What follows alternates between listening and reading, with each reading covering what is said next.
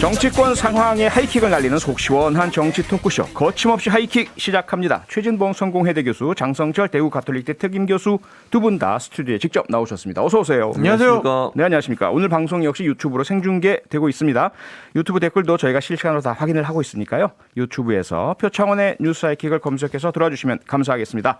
자, 그럼 본격적인 토론 시작해 보겠습니다. 오늘의 주제 먼저 준비된 내용부터 듣고 오겠습니다.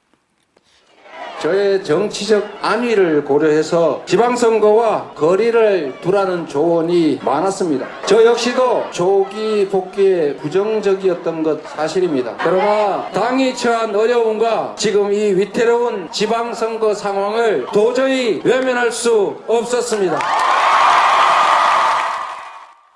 네, 어제 민주당 이재명 고문의 출마 기자회견 일부를 듣고 오셨는데요.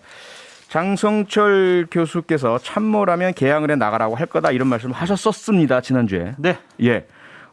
그 조언을 그대로 듣고 이행한 걸까요? 어떻게 평가하세요, 장 교수님? 뭐 제 조언을 들으셨겠어요. 근데 어쩔 수 없는 선택이었다라고 생각이 듭니다. 어쩔 수 없는 선택이었다. 예, 왜냐하면 본인을 향해서 다가오는 사법적인 리스크가 예. 강도가 지금 세 보여요. 경기도 성남시청 지금 다 압수수색에 들어갔고 네. 검찰이 4개월 후에 뺏길 수사권을 갖고 아마 4개월 동안 대장동 관련된 것은 더 아마 탈탈 털 거예요. 그런 것들을 막기 위한 최소한의 갑옷, 보호막을 네. 입어야 되겠다라고 판단하신 것 같습니다. 네, 최진봉 교수님. 그런데 과거에는 뭐 그렇다 치더라도 지금은 국민들의 시선이 사실 국회의원이 돼서 뭐 체포 동의안에 대한 부기를 처리라든지 방탄 용도로 국회를 연다든지 하면 상당히 거세고 따가운 시선이 있을 텐데 네, 당연하죠. 그런 목적으로 했을까요? 어떻게 보세요? 정 교수 생각이시고. 제 생각 맞았잖아요. 출마하셨잖아요. 출마한 교수님. 거는 맞았어요. 예. 그건 잘하셨어요. 근데 이제 방탄 국회를 연다는 것도 사실은 제가 볼 때 지금 현재 상황이 좀 어렵고 그다음에 네. 불체포 특권 말고는 특별한 게 없잖아요. 국회의원이. 그렇죠. 그러니까 이제 그것도 회기 중에 있어야 되는 상황이 되는 거고 그러는 걸로 예. 본다면 그것 때문에만 나왔다고 저는 보지 않고요. 일단 이제 이 민주당 입장에서는 예.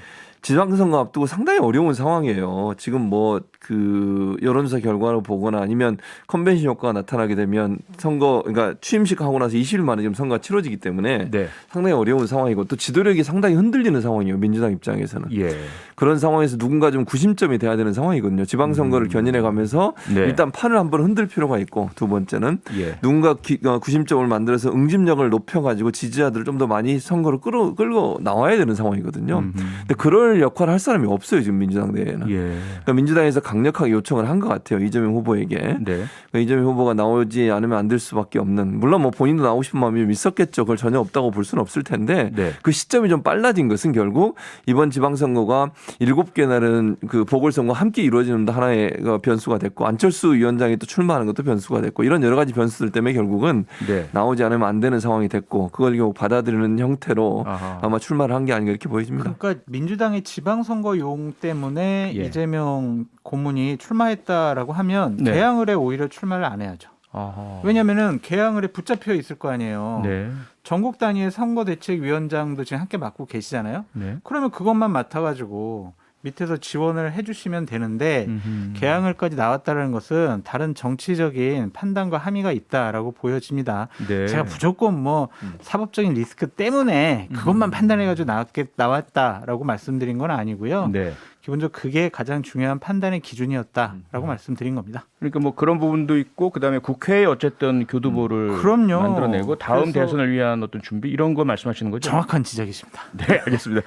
그러면요, 이재명 후보 자신에 대해서는 그렇다 치고 지방선거에서 민주당의 이재명 상임 고문의 출마 자체가 긍정적으로 작용할까요? 부정적으로 작용할까요? 여론의 흐름을 좀 봐야 될 것 같아요. 봐야 그러니까 된다. 민주당 지지층 분들의 열렬한 지지를 받고 있으니 예. 지지층들이 투표장으로 견인할 수 있는 동기와 요인은 될 텐데 과연 중도층에서 어떻게 판단할지 모르겠어요. 그거는 아직 여론조사가 진행된 게 그렇게 제한적이라서 예. 조금 더 이번 주에 출마하셨으니까 여론조사 더 나오지 않겠습니까? 네. 거기에 객관화된 데이터인 여론조사 중도층의 판단이 어떤지 좀 지켜봐야 될 것 같은데 네. 저는 그렇게 좀 긍정적이진 않아요. 아하.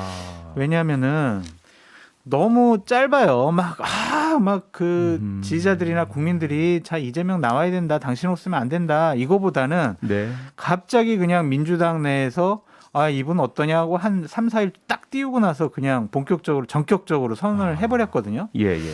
이것은 국민의 필요가 아니라 본인의 필요였기 때문에 예. 이거는 좀 국민들은 좀 다르게 판단할 것 같아요.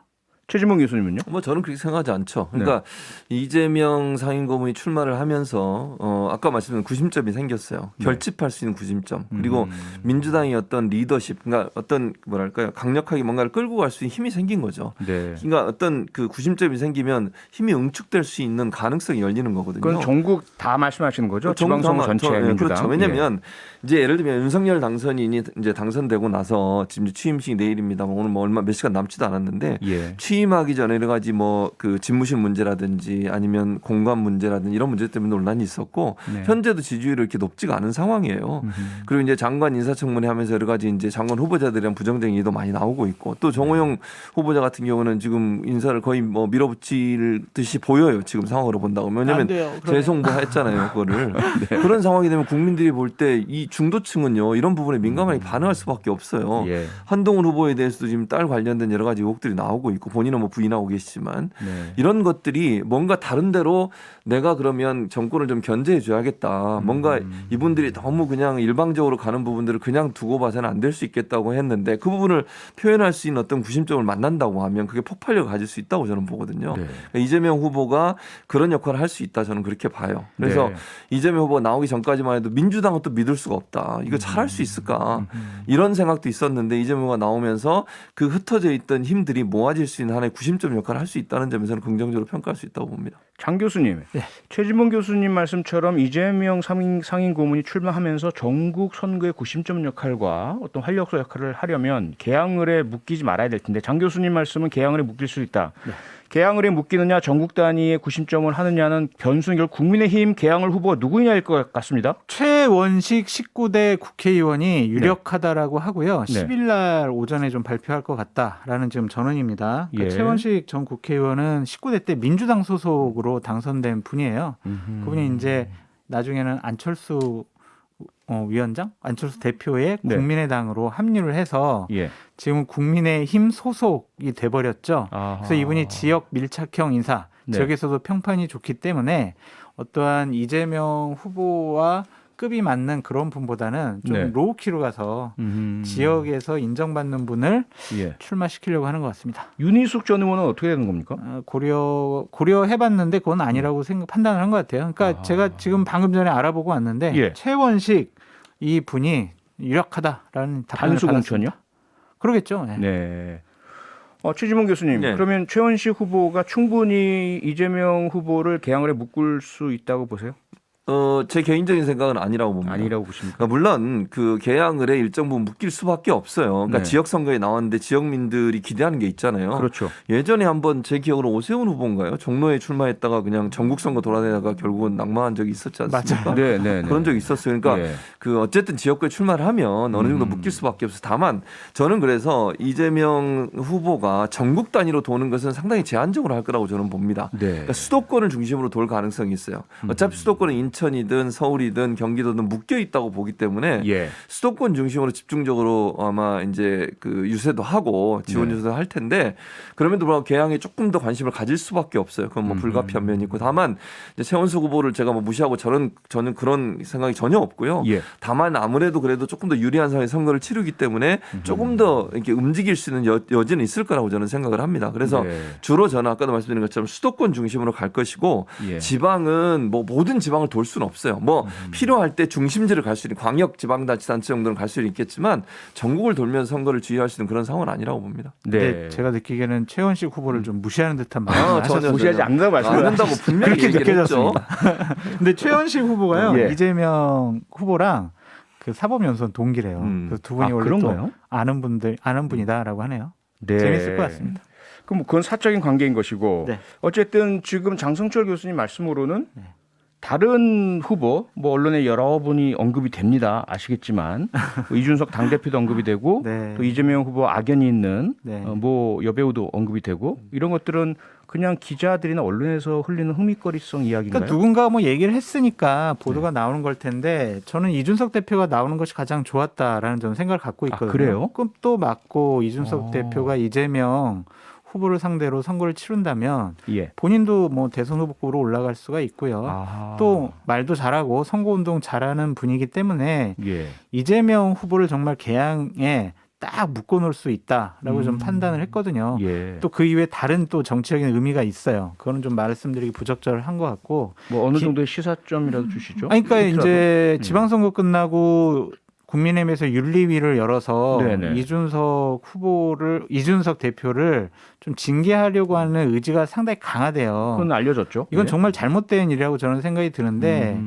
상당히 많은 압력을 받고 있고 예. 상당한 수준으로 징계할 의지가 강하답니다. 그러니까 이런 일이 벌어지지 않게 하려면 예. 나는 당을 위해서 희생한다라는 네. 그런 모습 그리고 선거를 치름으로써 여러 가지 윤석열 정권의 처음 그 제대로 국정 운영할 수 있도록 여러 가지 네. 메시지를 낼 수가 있었을 것 같은데 저는 좀 아쉽게 생각을 하고 예. 김부선 씨 내보내는 것은 이건 선거를 희화화시키는 거죠. 그 얘기가 코미디로 어디서 왜 되는 나온 거죠. 겁니까? 모르겠습니다. 아, 네. 국민의힘 쪽에서는 뭐 네. 얘기한 적 없다고 계속 얘기를 하고 있고요. 그래요. 윤희숙 전 의원 같은 경우도 좀 적절하지가 않죠. 본인이 뭐 대장동 저격수 역할을 하겠습니다라고 하는데 인천 계양을인데 대장동 저격수 그러니까 거기 나가서 또 대항하는 것도 좀 그래 보이고 네. 윤희숙 전 의원도 뭐 그렇게 썩 유쾌한 일로 국회의원직을 그만둔 건 아니잖아요. 아하, 그러니까 예. 좀 부적절해 보이고요. 네. 이준석 대표가 아니면 최원식 그 이분이 나가는 게 맞는 것 같다라는 생각이 듭니다. 네. 최진봉 교수님, 근데 네. 뭐 일단 여러 언론이나 정치 평론가들의 분위기는 개항을로 갖는 것은 그냥 안정권이다라는 분위기인 것 같은데 혹시라도 과거에 일부 사례가 있지 않습니까? 네, 대권 주자들이 다른 선거에서 오히려 패배하는 그러한 가능성은 아예 없다고 보세요? 그 지금 상황에서는 좀 낮다고 봐요. 그러니까 낮다, 지금 말씀하신 가능성이 홍준표 전 지금 의원이죠. 의원 같은 예. 경우도 사실 이제 그 곧바로 등판을 당대표로 출마를 했었죠. 그래서 거의 당선이 됐었는데 그러고 나서 지방선거 실패하고 나서 총선이나 지방선거 실패하고 나서 또 이제 그만둔 적도 있었어요. 그러니까 네. 사실은 조금 빨리 복귀하는 것이 여러 가지 부담이 될 수 있는 부분은 분명히 있다고 저는 생각합니다. 다만 예. 이제 상황적으로 봐서 민주당 입장에서는 다른 선택지가 없었어요. 예. 너무 강하게 요청을 하고 있었고, 그러니까 이재명 상임고문 입장에서는 그런 고민들 당의 요구를 무작정 안 된다고 얘기할 수 없는 상황이었고, 또 네. 어차피 뭐 제 개인적인 생각입니다만 본인 입장에서는 당대표를 해서 대권에 대한 꿈을 꿔야 되는 상황이에요. 그런 사이에 당에 전혀 기여를 안 하고 당이 요청할 때 전혀 받지 않고 있는 상황에 그냥 또 나중에 하겠다고 나오는 것이 아하. 또 여러 가지 부담이 될 거예요. 만약 지방선거에서 민주당이 좀 어려워지고 네. 패하게 되는 상황이 되고 이랬을 때 이재명 후보에 대한 이재명 상임고문에 대한 또 비판은 없겠습니까? 왜 그때 안 나와가지고 도와주지 않아서 이런 얘기가 나올 수밖에 없거든요. 네. 그래서 본인한테 좀 부정적인 영향이. 그러나 지금의 어떤 정치적 상황으로 보면 네. 이재명 후보가 나와서 크게 질 가능성은 저는 개인적으로 낮다고 봐요. 예. 그러니까 본인 당선 가능성이 높다고 보고 있고 지방선거에서도 이제 본인은 반 정도 얘기를 하고 있거든요. 절반 정도. 네. 어려운 상황에서 그 정도의 성과를 낸다고 하면 이재명 이제 상임고문의 위치가 좀 더 확고해질 수 있겠죠. 또 원내 진입을 하게 되면 당에서 어떤 영향력이나 좀 이제 본인 중심으로 당을 좀 뭐 컬러를 바꾸는 데도 도움이 될 거라고 저는 보거든요. 네. 근데 그래서 만약 성공하게 되면 상당히 좋은 위치에서 대선을 준비하는 그런 여건을 갖게 되기 때문에 네. 윈윈하는 상황이 될 거라고. 근데 만약에요. 예. 서울, 경기, 인천 이 세 군데 다 지잖아요. 예. 이재명 후보한테 어마어마한 그렇죠. 정치적인 타격이 있을 그런 거예요. 상황이 본인이 되면 당선되더라도 되게 위험한 도박한 거다라고 저는 말씀드립니다. 예. 자, 이제 분당갑 얘기 조금 해볼까요? 장성철 교수님, 네. 사실상 뭐 이준석 당대표가 꽃가마 안 태워준다 그러기도 하고요. 박민식 의원이 일찍 올라오기도 했고요. 그래서 뭔가 안철수 후보가 경선을 치러서 후보가 되는 거 아니냐라는 전망이 많았는데 박민식 의원이 접었죠. 전 의원이 접었습니다. 네. 그러면 단수 공천이 되는 건가요? 그렇죠. 단수 공천, 우선 공천 이렇게 될 것 같고요. 예. 당에서는 여연을 통해서 미리 여론조사를 합니다. 거기서 대략 2배 이상 차이가 나면은 보통 단수 공천, 우선 공천을 하거든요. 네. 당에서 뭐 여론조사에서 그렇게 결정을 내려가고 있는 것 같다라는 생각이 듭니다. 네. 박민식 전 의원은 그럼 어떻게 됩니까? 무슨 말이에요? 큰일이에요. 걱정입니다. 부산으로 다시 가시긴 좀 어렵잖아요. 아 이게 걱정이에요. 하여튼. 또 모르죠. 그러니까 윤석열 당선인이라고 윤핵관 중에 한 분이라고 지금 알려지고 있잖아요. 예, 예. 그래서 뭐 이게 다른 핵심이죠. 예. 뭐 직책을 맡을 수도 있겠죠. 뭐 청와대는 아니라 할지라도 그럴 아. 가능성도 있지 않겠습니까? 네, 최지봉 교수님, 안철수 위원장이 출마 선언하면서 한 말이 또 화제입니다. 예. 윤석열 당선인이 경기도 선거 자체를 걱정하고 계신다. 이거 어떻게 해석을 하세요? 그러니까요. 경기도 선거 자체라고 하는 경기도지사를 아마 얘기하는 것 같아요. 제가 생각할 때는. 예. 그러니까 왜냐하면 그 세 군데 중에 최소한 두 군데는 이겨야 국정 예. 동력을 가질 수 있거든요. 네. 그러니까 당선이 취임하고 나서 이제 국정 동력이 만약 세 군데 중에 두 군데를 진다고 생각을 해보세요. 그럼 그건 상당히 힘들어지거든요. 네. 지금도 지지율이 낮은데 국정 동력 상실하게 되고 그런 상황에서 경기도가 이겨야 된다고 하는 간단한 표현이라고 저는 봅니다. 네. 근데 어쨌든 또 하나는 경기도 지사로 본인의 측근을 보냈잖아요. 예. 거기서 실패하게 되면 본인도 책임론이 당연히 나올 수밖에 없어요. 그러게요. 예를 들어 유승민 전 의원이 나갔으면 이길 수 있다 이런 여론이 형성된다고 생각을 해보세요. 그럼 윤석열 때문에 졌다 이런 얘기가 나올 수밖에 없거든요. 네. 그 부분에 대한 우려를 표현한 게 아닌가 하는 생각이 듭니다. 그렇다면요, 장 교수님, 네. 안철수 위원장이 분당갑으로 출마하면 김은혜 후보에게 큰 도움이 될까요? 큰 도움이 안 될 거라고 생각이 듭니다. 안 될 거라고 보십니까? 왜냐하면은 예. 안철수 위원장이 그렇게 대중적으로 지금 지지세가 강한 분이 아니다라는 것과 예. 국민의당 후보로 있었을 때 제3지대에서 의미를 본인이 갖고 있었기 때문에 네. 중도층의 지지를 받은 것이지 지금 음. 국민의힘 후보자가 돼버렸잖아요. 그러면 뭐 다른 외연 확장을 하기에는 안철수 위원장의 역량으로는 좀 힘들어 보이기 때문에 예. 저는 그렇게 큰 도움이 될 것 같지가 않고 네. 이재명 후보의 출마 같은 경우에는 김동연 후보에게 도움도 안 될 것 같아요. 아, 그래요? 이것도 왜냐하면 얼마 전에 여론조사를 했는데 예. 중도층에서 반대해요. 상당히 부정적으로 생각을 하더라고요. 네. 이거는 외연 확장에 양 후보 모두 다 아하. 별로 큰 도움이 되지 않을 것 같다라고 저는 여론조사를 기반으로 말씀드립니다. 알겠습니다. 거침없이 하이킥. 오늘도 거침없는 정치평론 해주신 두 분, 최진봉 교수, 장성철 특임 교수, 고맙습니다. 수고하셨습니다. 감사합니다. 평일 저녁 6시 5분에 여러분을 찾아갑니다. MBC 라디오 표창원의 뉴스 하이킥.